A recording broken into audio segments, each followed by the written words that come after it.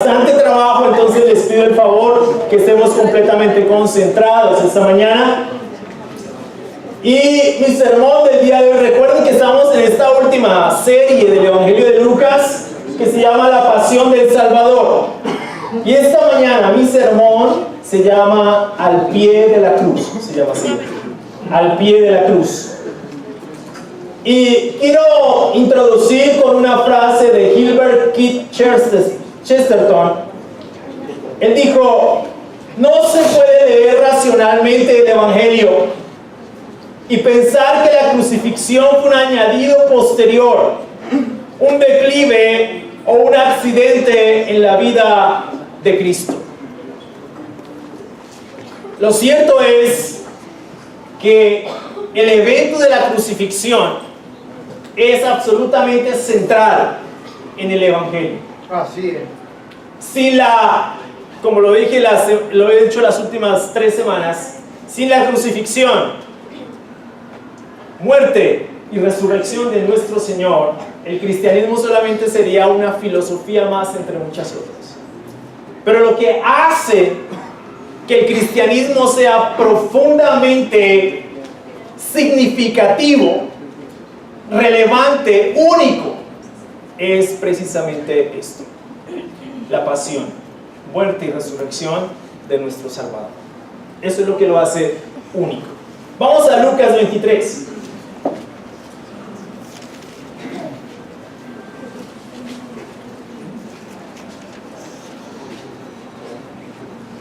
Lucas 23, versículo 26. Vamos a estudiar, hasta el 56, pero no lo vamos a hacer hoy todo, ¿de acuerdo? Es muy largo y hay muchísimas cosas que tenemos que profundizar allí. Entonces vamos a estudiar de Lucas 23, 26 hasta el versículo 43 el día de hoy, pero voy a dar el tema de toda esta última sección de Lucas 23. Vamos a leer, versículo 26. Cuando se lo llevaban, echaron mano de un tal Simón de Cirene, que volvía del campo, y le cargaron la cruz para que la llevara detrás de Jesús. Lo seguía mucha gente del pueblo, incluso mujeres, que se golpeaban el pecho lamentándose por él. Jesús se volvió hacia ellas y les dijo: hijas de Jerusalén, no lloren por mí, lloren más bien por ustedes y por sus hijos. Miren, va a llegar el tiempo en que se dirá: dichosas las estériles que nunca dieron a luz ni amamantaron. Entonces dirán a las montañas: caigan sobre nosotros, y a las colinas: cúbrennos. Porque si esto se hace cuando el árbol está verde, ¿qué no sucederá cuando está seco? También llevaban con él a otros 2, ambos criminales, para ser ejecutados. Cuando llegaron al lugar llamado La Calavera, lo crucificaron allí junto con los criminales, uno a su izquierda, uno a su derecha, y otro a su izquierda. Padre, dijo Jesús, perdónalos, porque no saben lo que hacen. Mientras tanto echaban suertes para repartirse entre sí la ropa de Jesús. La gente, por su parte, se quedó allí observando, y aún los gobernantes estaban burlándose de él. Salvó a otros, decían: que se salve a sí mismo si es el Cristo de Dios, el escogido. También los soldados se acercaron para burlarse de él. Le ofrecieron vinagre y le dijeron: si eres el rey de los judíos, sálvate a ti mismo. Resulta que había sobre él un letrero que decía: este es el rey de los judíos. Uno de los criminales allí colgados empezó a insultarlo: ¿no eres tú el Cristo? Sálvate a ti mismo y a nosotros. Pero el otro criminal lo reprendió: ¿ni siquiera temor de Dios tienes, aunque sufre la misma condena? En nuestro caso el castigo es justo, pues sufrimos lo que merecen nuestros delitos. Este, en cambio, no ha hecho nada malo. Luego dijo Jesús: acuérdate de mí cuando vengas en tu reino. Te aseguro que hoy estarás conmigo en el paraíso, le contestó Jesús. Vamos hasta ahí. Y hasta el versículo 56, porque la próxima semana vamos a ver esta segunda parte de al pie de la cruz. Lucas hace una narración detallada de todo el drama de la crucifixión. Y en su narración es posible identificar 4 momentos bien definidos y fundamentales y absolutamente relevantes para la fe del cristianismo. Son 4 momentos que han trazado nuestra fe a lo largo de los siglos. Este primer momento que podemos apreciar en este drama de la crucifixión es el Salvador de camino al Gólgota. Lo acabamos de leer del versículo 26 al versículo 32. Después de que Pilato cede a las perversas pretensiones de los judíos, cuando dejó a Jesús para que hicieran con él lo que quisieran, se dirigieron con Jesús al lugar de la crucifixión, que como más adelante Lucas nos hace claro, es el Gólgota o lugar de la calavera. En su camino hacia allí y cargando la pesada cruz, se cruza en su camino Simón de Cirene.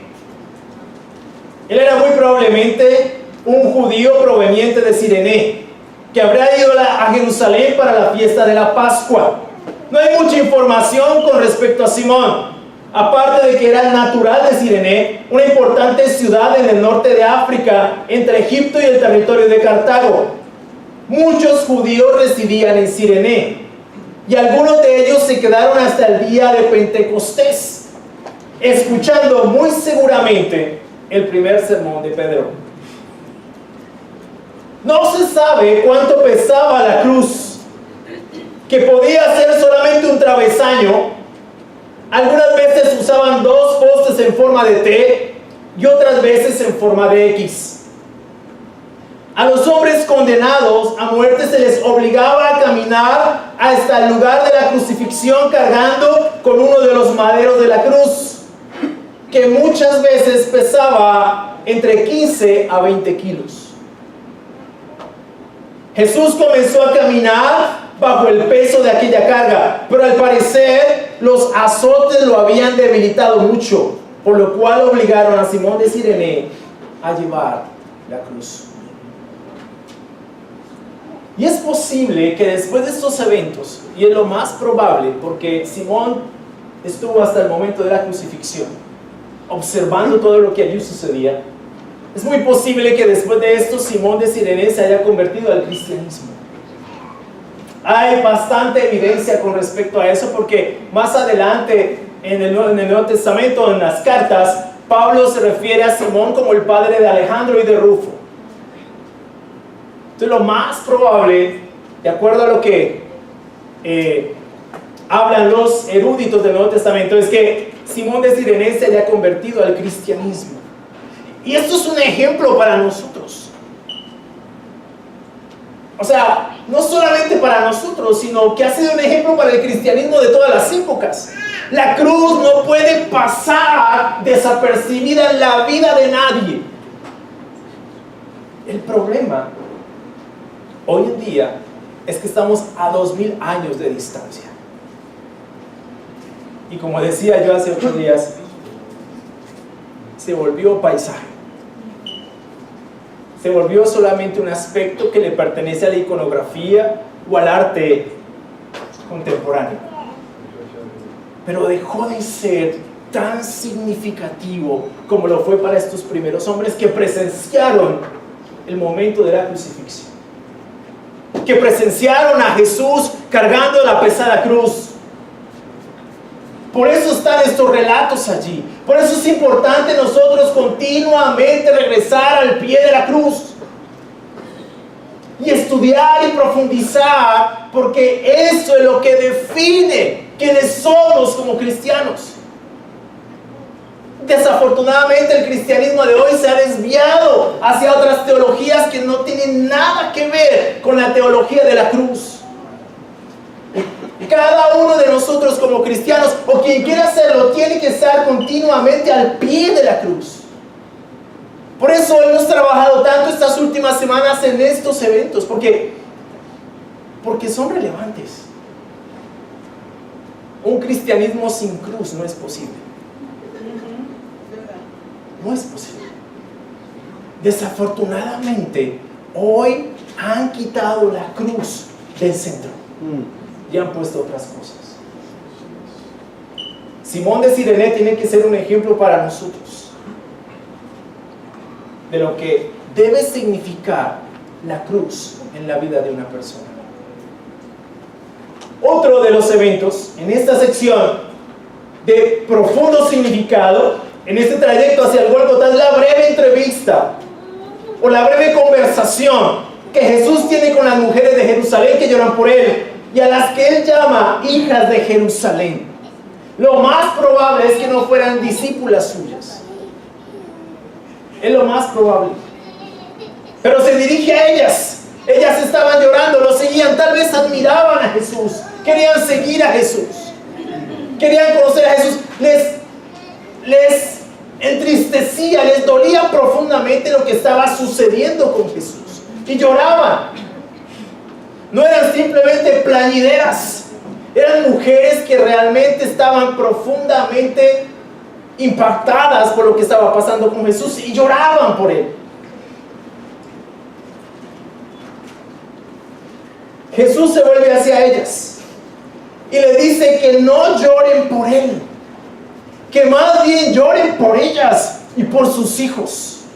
Y predice que va a llegar el tiempo en que se dirá: dichosas las estériles que nunca dieron a luz ni amamantaron. Entonces dirán a las montañas: caigan sobre nosotros, y a las colinas: cúbranos. Esto, sin lugar a dudas, señala a los eventos catastróficos de la destrucción de Jerusalén 40 años después. Si ustedes quieren leer un poco acerca de la historia de esa destrucción de Jerusalén, van a leer que muchas mujeres, debido al sitio que ejerció el Imperio Romano, tuvieron que comerse a sus hijos para sobrevivir. Por eso Jesús les dice: dichosas las estériles. No lloren por mí, lloren por ustedes y por el desastre que viene. A la larga, Jesús fue tan compasivo con ellas. Les advirtió, así como lo hizo con sus discípulos. ¿Sabes qué me impacta de Jesús? Que Jesús en ningún momento durante la crucifixión pensó en Él mismo. Nunca estuvo enojado, como vamos a ver más adelante. Jesús todo el tiempo pensó en su propósito redentor en la cruz. En ningún momento estuvo pensando en Él mismo. Tanto que les advierte a ellas: no lloren por mí, yo voy a estar bien. Lloren por ustedes y por el desastre que se avecina. En la última parte, el dicho de Jesús: porque si esto se hace cuando el árbol está verde, ¿qué nos sucederá cuando esté seco? Este último dicho de Jesús en esta sección alude invariablemente a la justicia de Jesús. El árbol verde representa este aspecto del carácter del Salvador. Boles dice al respecto: el leño o el árbol verde simboliza la justicia y el leño seco representa la maldad. Salmo 1, versículo 3 y Ezequiel 20:47 hablan de eso. Si un hombre inocente como Jesús estaba sufriendo tanto, ¿cuál no sería el castigo que esperaba a los pecadores y malvados? El árbol verde representa al justo que da frutos de justicia, mientras que el árbol seco es estéril y solo puede servir como leña. En este momento el pueblo judío está rechazando al Mesías y lo lleva a la crucifixión, de modo que lo único que pueden esperar por este acto diabólico es el juicio horrendo. ¿Quién es más culpa que los que no tuvieron parte en la crucifixión del Señor?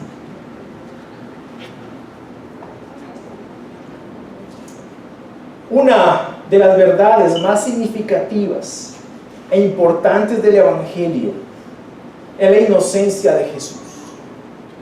Él sufrió el castigo que merecían nuestros pecados. Él fue el árbol verde, el justo que murió por los injustos, el inocente que entregó su vida por los culpables, el que no conoció pecado por nosotros, Dios lo hizo pecado, para que en Él fuésemos hechos justicia de Dios. Esta verdad tiene que tocar nuestras entrañas y hacernos comprender la magnitud de nuestra responsabilidad. Si no nos vemos de la manera que Dios nos ve, si pensamos que merecemos algo de Dios en virtud de nuestra propia supuesta justicia, entonces el Evangelio no ha tocado nuestros corazones y no hemos entendido lo que el apóstol Pablo comprendió años después en Romanos 7:24, después de reflexionar respecto a su propia naturaleza. Soy un pobre miserable. ¿Quién me librará de este cuerpo mortal? Gracias a Dios por medio de Jesucristo, nuestro Señor. Somos culpables. Somos culpables. Pero fue hace 2000 años. Somos culpables. Yes. Pero yo no lo clavé en la cruz. Somos culpables. Pero yo no estaba ahí. Somos culpables. Murió por nuestro pecado. Mientras nuestra naturaleza pecaminosa permanezca en nosotros, somos responsables. Y eso fuera tal vez lo que entendió Simón de Sirene. Por eso es que es tan importante, por eso es que es vital regresar al pie de la cruz continuamente. Cuando nos alejamos de la cruz, nos alejamos del fundamento teológico del cristianismo. Y en esto, sinceramente, la teología es importante. Pensar que no es importante es simplemente alejarnos de la verdad de lo que la Biblia enseña. Somos culpables. Jesús fue el único inocente. Fue la única persona justa. Y Él fue un sustituto penal por nuestros pecados. Él sufrió el castigo que merecía nuestra perversión. No hay nadie buena gente. Absolutamente. En ninguna parte de este universo existe nadie. El único bueno, santo, justo, inocente fue Jesús. Lucas continúa su narración y nos deja saber que con él llevaban a otros dos, ambos criminales, para ser ejecutados. Esto claramente en cumplimiento de la profecía de Isaías 53:12, que dice: y fue contado con los pecadores o entre los transgresores. Este es el primer momento. El segundo momento es cuando el Salvador es crucificado. Versículo 33.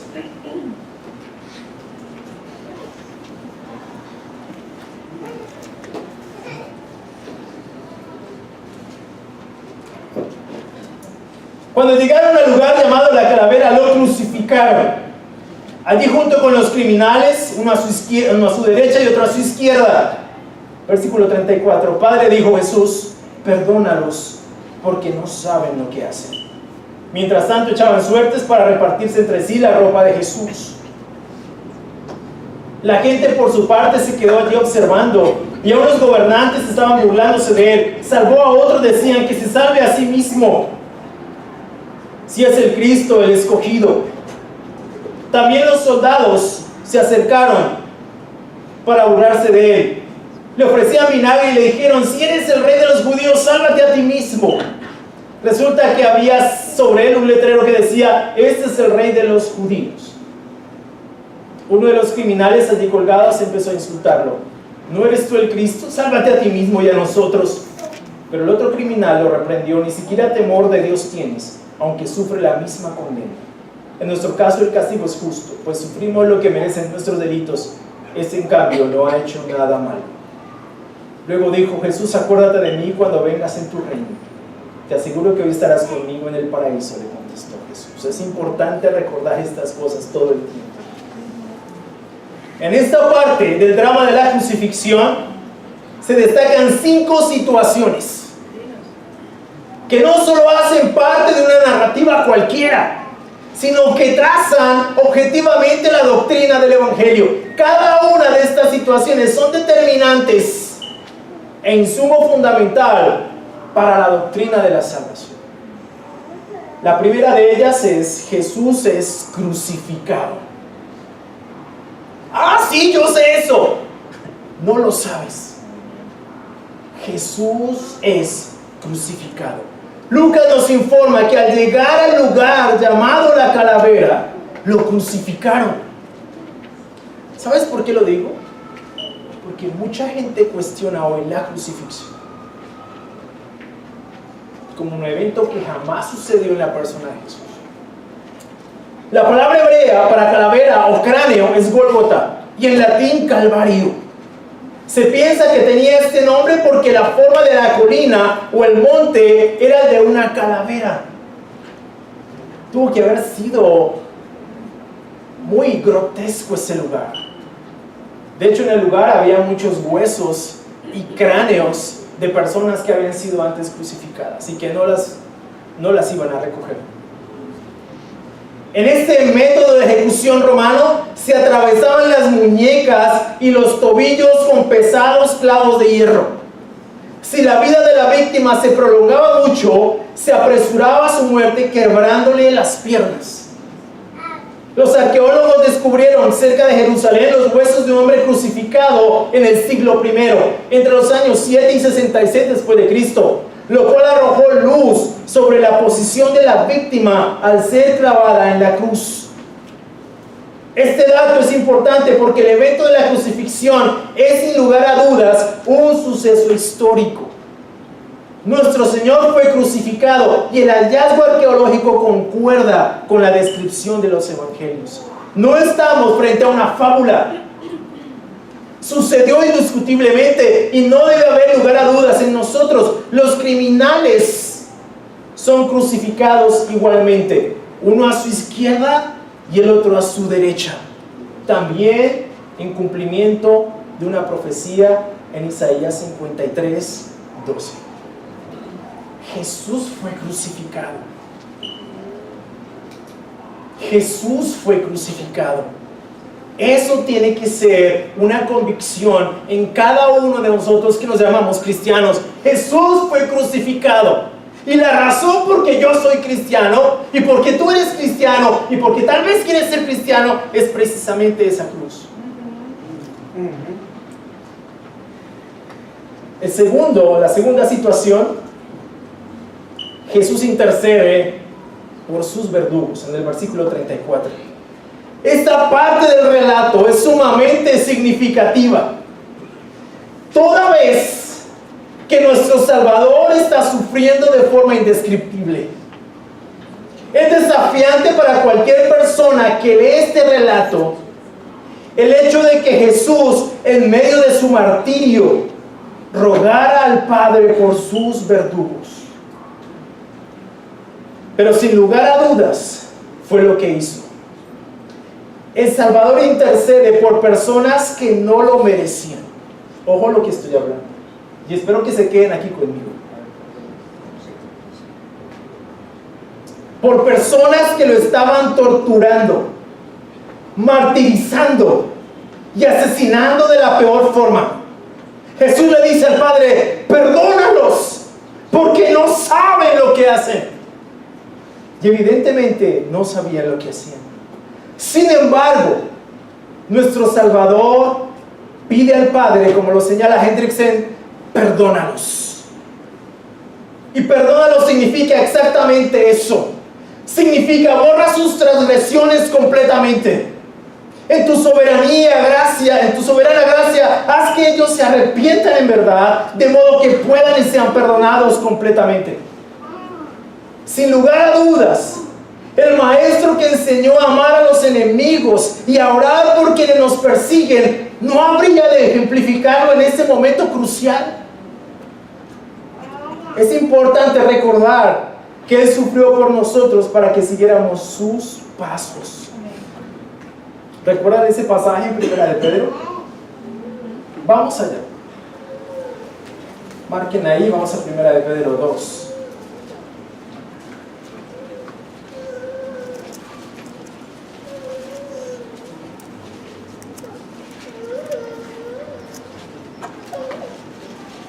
Primera de Pedro 2.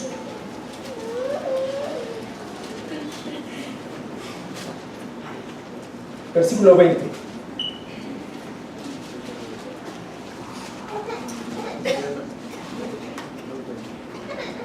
Dice, pero ¿cómo pueden ustedes atribuirse mérito alguno si soportan que los maltraten por hacer el mal? En cambio, si sufren por hacer el bien, eso merece elogio delante de Dios. Para esto fueron llamados, porque Cristo sufrió por ustedes, dándoles ejemplo para que sigan sus pasos. Él no cometió ningún pecado, ni hubo engaño en su boca. Cuando proferían insultos contra Él, no replicaba con insultos. Cuando padecía, no amenazaba, sino que se entregaba a aquel que juzga con justicia. Tenemos que recordar este pasaje porque vamos a estar acudiendo a él mucho aquí. Y por eso es importante recordarlo. Él sufrió por nosotros para que siguiéramos sus pasos. ¿En qué momento? ¿A qué se refiere Pedro? A este momento de la cruz, de su pasión y muerte particularmente. El momento en el que más está siendo maltratado, vituperado, insultado, apedreado, latigado, burlado. En este momento en particular, a este momento en particular se refiere Pedro. No debemos de ser discípulos suyos en momentos como estos. ¿Qué hacemos cuando, al igual que Jesús, somos insultados, perseguidos, crucificados moralmente, socialmente o espiritualmente? ¿Oramos de la forma que Jesús lo hizo? Somos discípulos de Jesús en esos momentos en los que tal vez estamos siendo martirizados emocionalmente, moralmente o espiritualmente. ¿O hemos capitalizado la doctrina de la cultura de este mundo con respecto a las relaciones? Tal vez por eso nos cuesta tanto trabajo perdonar. Porque donde más intensamente debemos seguir a Jesús, nos cuesta trabajo hacerlo. Y esta doctrina de la cultura en cuanto a las relaciones está destrozando matrimonios, relaciones entre padres e hijos, familias enteras, iglesias, etc. Sí. El perdón no es un sentimiento. El perdón es una elección. Cuando menos lo merecíamos, Jesús fue puesto por Dios en una cruz. Cuando menos lo merecíamos, Dios entregó lo que más amaba por nosotros. La doctrina de la cultura nos enseña a amar a algunas personas y a odiar a otras. Así es. La doctrina de la cultura nos enseña que hay gente tóxica con la que no me puedo relacionar. ¿En serio? Jesús murió por gente tóxica y tú y yo somos tóxicos. Sí. Nadie es bueno. Esa psicología del coaching metido en el cristianismo está dañando la vida de mucha gente. Y eso no es el evangelio. Jesús murió por gente que no lo merecía. Tú y yo no lo merecíamos. ¿Sabes qué hizo Jesús en la cruz? Pidió perdón por la gente que lo estaba maltratando. Cuando Él pudo haber pedido que 12 legiones de ángeles destruyeran todo eso en un momento, Él simplemente ahí en la cruz pide: Padre, perdónalos porque no saben lo que hacen. ¿Cómo eres tú? ¿Cómo eres tú con tu esposa? ¿Cómo eres tú con tu esposo? ¿Cómo eres tú con tus hijos? ¿Cómo eres tú con tus hermanos en la iglesia? ¿Sabes? Tenemos que desterrar esa idea de la gente tóxica. Eso no es cierto. Eso es simplemente psicología. Ahora, está bien para las empresas. Allá está bien. Aquí no. En el cristianismo vivimos la doctrina de la cruz. O mejor, no decimos nada. ¿Por qué? Porque nuestro Maestro, nuestro Salvador, la persona a la que seguimos, estando crucificado, pidió perdón por gente que lo estaba maltratando. He escuchado, hermanos, que muchas veces expresan que para ellos es difícil perdonar, que no lo pueden hacer sencillamente porque no lo sienten.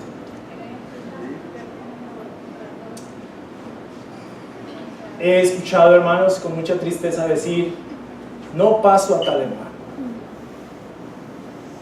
no paso a tal otro, me cuesta fulanito, me cuesta sutanito. Con mucha tristeza lo he escuchado. Mi pregunta es: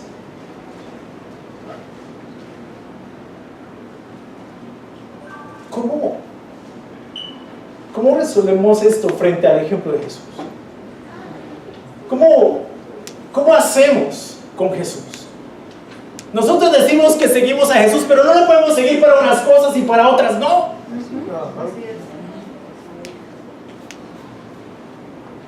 No se nos puede volver algo cultural seguir a Jesús. No se nos puede volver religiosidad seguir a Jesús. Seguimos a una persona que vivió este tipo de cosas.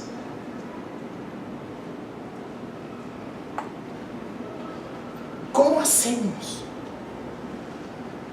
¿A quién seguimos entonces? O seguimos a Jesús o seguimos a esta cultura. Pero tenemos que tomar una decisión. Jesús perdonó estando en la cruz. No estaba en un sofá.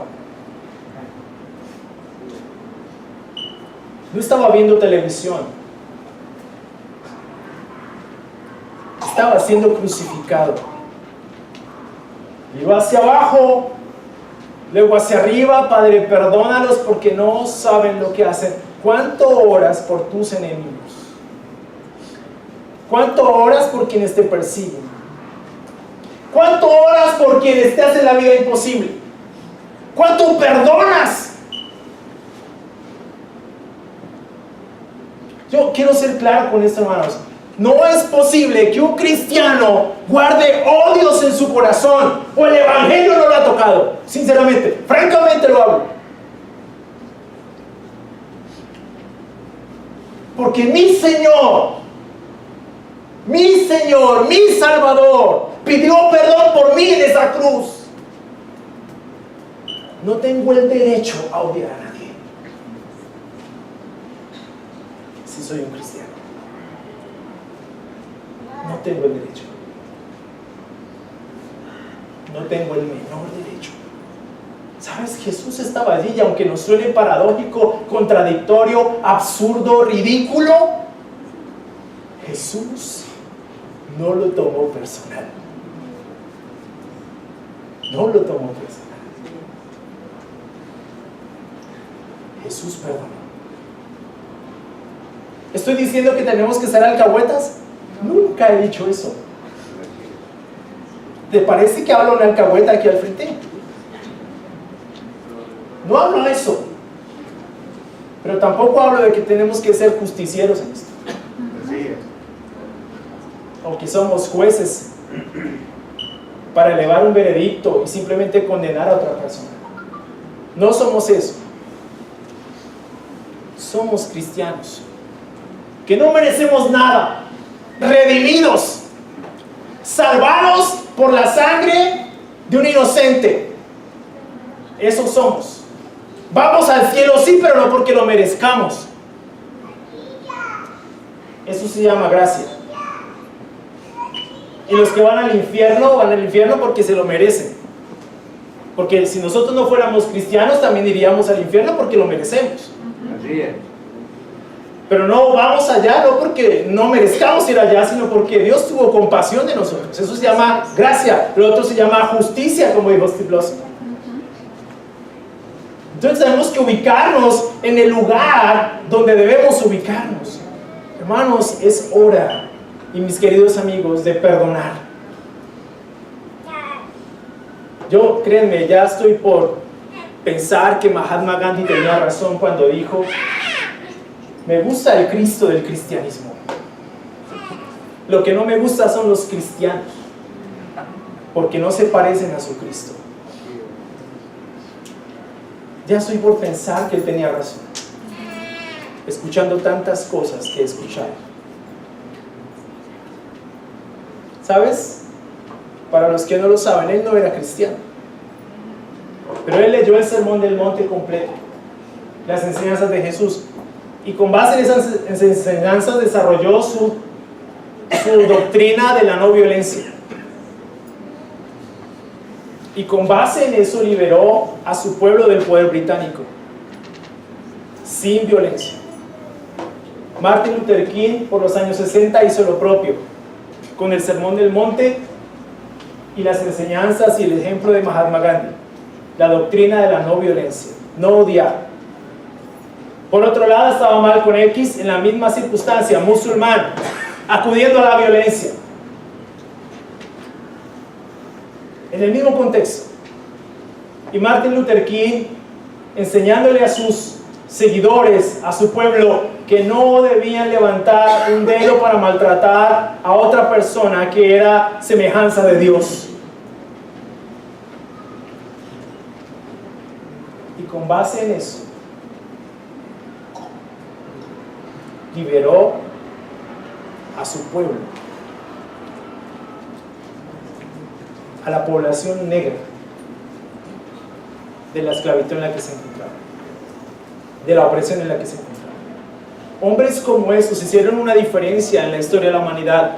No entiendo entonces, siguiendo estos ejemplos de Jesús, no entiendo entonces cómo nosotros podemos pensar que podemos hacer diferente.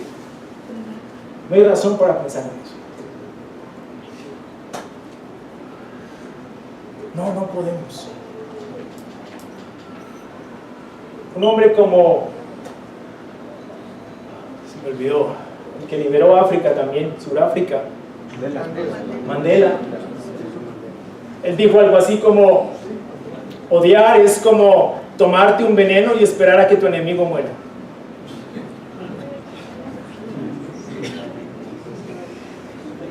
Tuvo en sus manos al hombre que lo maltrató y que lo mantuvo en prisión durante 40 años. Lo pudo haber matado y simplemente no lo mató. Porque eso no fue lo que pensaba que se podía hacer con su pueblo. Él abogó por el perdón y por la no violencia. ¿Qué estamos haciendo los cristianos hoy en día con esto? Sinceramente, hablemos de eso. No podemos hacer lo que el mundo está haciendo en sus relaciones. Tenemos que ir al pie de la cruz y ver el ejemplo de nuestro Salvador y pensar: ok, si mi Señor perdonó, yo perdono. Amén. Porque tú jamás has estado en una cruz, aunque lo merecías y aunque lo merezco. Entonces necesitamos perdonar.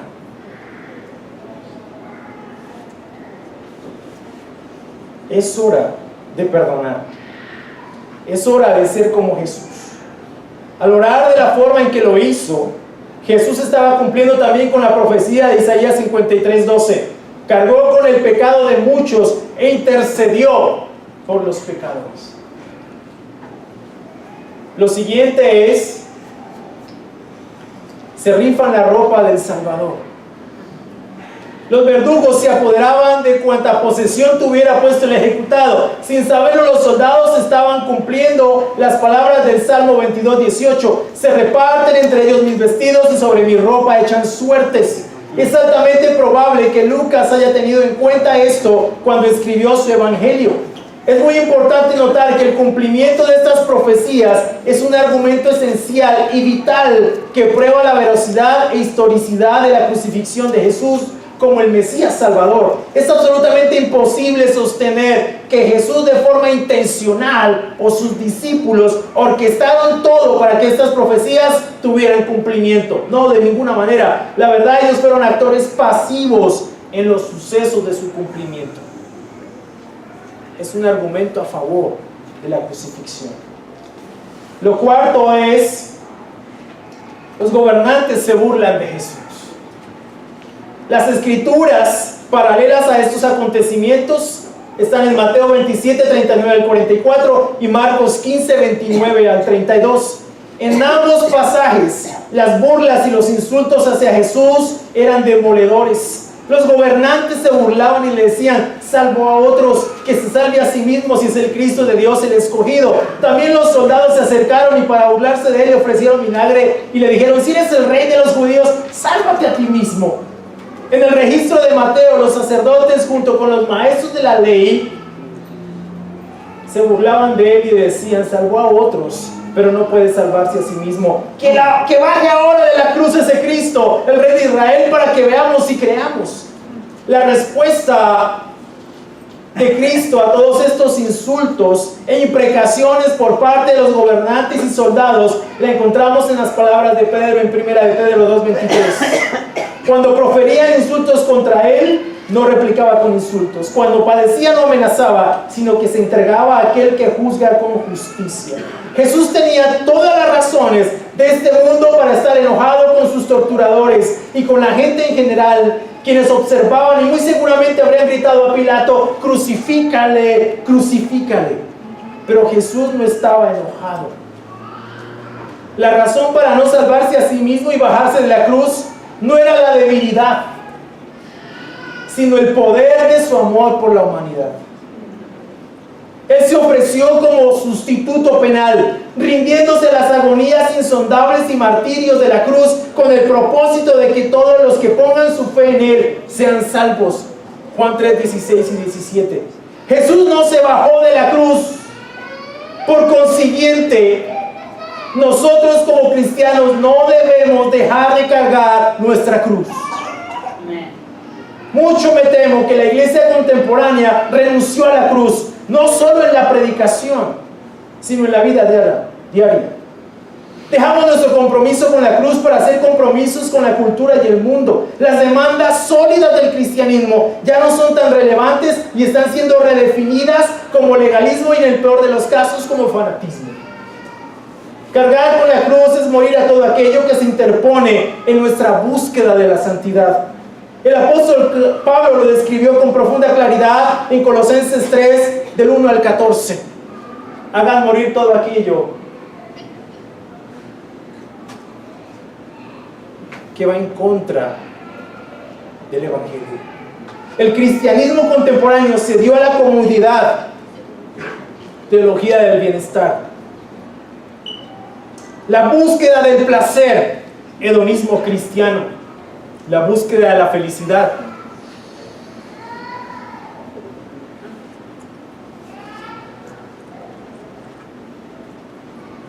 el consumismo, teología de la prosperidad, el individualismo, el hombre en el centro, no Dios, etc. Cosas que evidentemente van en contra de cargar la cruz. Es fundamental regresar a esta senda antigua del cristianismo, volver a la cruz, al pie de la cruz. Eso es lo que define lo que somos como cristianos. Y la última de estas situaciones es que uno de los criminales lo insulta. Después de los insultos por parte de los gobernantes y los soldados, Lucas continúa su narración haciéndonos saber que sobre Jesús había un letrero que decía: este es el rey de los judíos. De esta forma se señalaba el crimen por el cual fue ejecutado el criminal. Según Juan, el letrero estaba escrito en arameo, latín y griego. Y por eso los fariseos dijeron: no digas que es el rey de los judíos, sino alguien que hace llamarse así, como el rey de los judíos, pero él no es rey. Y Pilato dijo: lo que está escrito, escrito queda. Es posible que Pilato haya escrito así la razón de la condena para burlarse de los judíos, porque los odiaba. Luego de esto, Lucas continúa su narración haciendo notar el hecho de que uno de los criminales crucificado junto a Jesús se burla de él y le recrimina: ¿no eres tú el Cristo? Sálvate a ti mismo y a nosotros. Y hay algo notable en esta historia. En Mateo 27:44 y Marcos 15:32, ambos evangelistas concuerdan en decir que al principio los dos criminales se burlaban de Jesús. Lucas, por el contrario, señala a uno en particular. Es una aparente contradicción, pero no es una contradicción. Sin embargo, al profundizar un poco la historia, se nota un progreso importante en ella. Al parecer, uno de estos criminales experimentó una conversión producto de su propio martirio al lado del Salvador. Lo primero que le recrimina al otro, a su compañero, es que en las circunstancias actuales él ni siquiera tiene temor de Dios, a pesar de que sufre la misma condena. El criminal arrepentido procede a reconocer que en su caso el castigo es justo. Mira el ejemplo de este hombre. Puesto que sufre lo que merecen sus delitos, pero no en el caso de Jesús. Él es inocente. El criminal pasa a rogarle a Jesús que se acuerde de él cuando venga en su reino, a lo que Jesús responde: te aseguro que estarás conmigo en el paraíso. Es indiscutible que el arrepentimiento de este hombre no fue nada superficial. Por lo menos así lo reconoció Jesús, o jamás le hubiera dicho: hoy estarás conmigo en el paraíso. Así es. Cuando le aseguró que estaría con él allí, es evidente que este hombre, uno, sintió temor de Dios. Dos, reconoció y asumió su culpabilidad. Sí, yo soy culpable, merezco estar acá, él no. Tres, reconoció y confesó el señorío de Jesús. Dicho evento constituye como un suceso colmado de esperanza y consuelo para todos aquellos que se arrepientan verdadera y profundamente, porque solo Jesús sabe si tú te arrepientes o no. Así es. Son estos tres aspectos fundamentales los que se constituyen como presupuesto fundamental de toda sana doctrina y predicación, entre otros más. A eso están llamados todos los que escuchan el Evangelio. Uno, a tener temor de Dios. Dos, reconocer su culpa y responsabilidad en la muerte de Jesús. Tres, arrepentirse de sus pecados y volverse a Dios. Cuarto, reconocer y confesar el señorío de Jesús en sus vidas. Que Jesús no es solamente Salvador, sino Señor. Quinto, bautizarse para el perdón de sus pecados y recibir el don del Espíritu Santo. Hechos 2, 36 al 38. Es un ejemplo para nosotros. Jesús le dijo: hoy estarás conmigo en el paraíso. Estar al pie de la cruz es reflexionar con profundidad en el drama de nuestro Salvador, en la crucifixión. Y al meditar en estos eventos, reconocer nuestra necesidad de seguir su ejemplo y más que nunca caminar en sus pasos, los pasos de la cruz. Muchas gracias, mi hermano.